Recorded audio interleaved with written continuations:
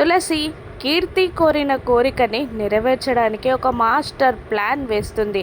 ఆ ప్లాన్లో భాగంగా తన పావులు కదుపుతూ ఉంటుంది. కీర్తికి సీమంతం చేస్తానని ఇచ్చిన మాట ప్రకారం తన ప్లాన్లో దూసుకుపోతూ ఉంటుంది తులసి. కొంతమంది మహిళలని ఇంటికి రప్పిస్తుంది.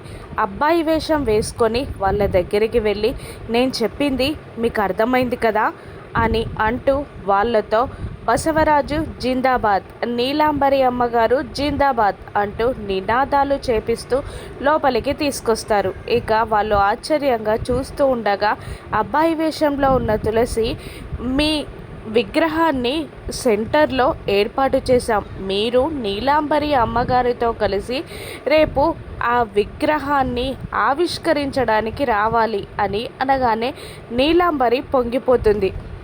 ఖచ్చితంగా వస్తాం, మీ ఏర్పాట్లు మీరు చేసుకోండి పోండి అని గర్వంగా అంటుంది నీలాంబరి. అమ్మ చెప్పింది కదా ఇక వెళ్ళండి అని బసవరాజు కూడా అంటూ ఉంటాడు. దాంతో అక్కడి నుండి వెళ్ళిపోతారు అందరూ. బసవరాజు నీలాంబరి తెల్లవారగానే చక్కగా రెడీ అయిపోతారు. వాళ్ళ విగ్రహ ఆవిష్కరణకి వెళ్తూ ఉంటారు. ఇద్దరే కారులో బయలుదేరుతారు బసవరాజు అండ్ నీలాంబరి.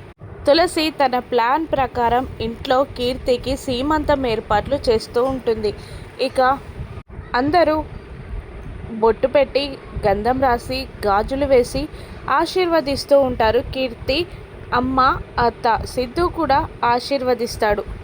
అందరూ అక్కడే ఘనంగా కీర్తికి సీమంతం జరిపిస్తూ ఉంటారు.